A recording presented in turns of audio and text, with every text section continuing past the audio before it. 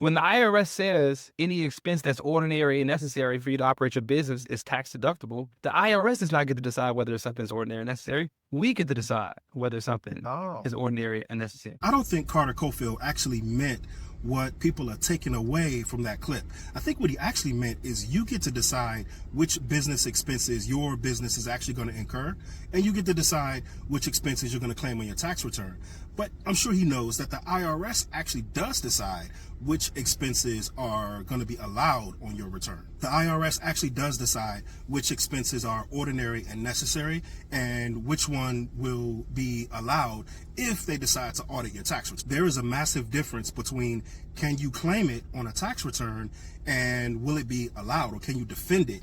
The rule for business expenses is not vague at all. It's spelled out in Internal Revenue Code Section 162A. To deduct a business expense, it's got to be, number one, common and accepted in your industry, and number two, appropriate or helpful to the business and not just to you personally. So if the expense is personal, it's not going to be deductible.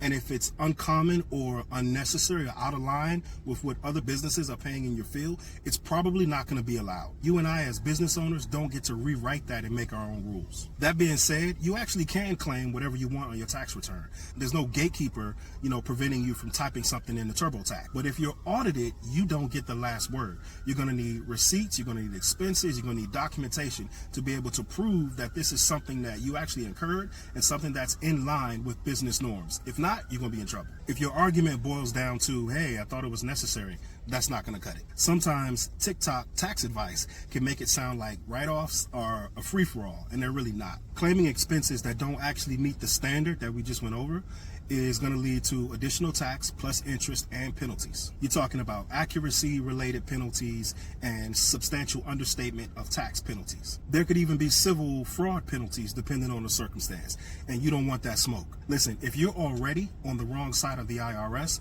or you want somebody who actually understands the rules and how to keep them off your back, give me a call at 1-877-LEVY-KING or reach out to us at www.levyking.com. All right, guys, that's it for this week. Talk to you later. Bye.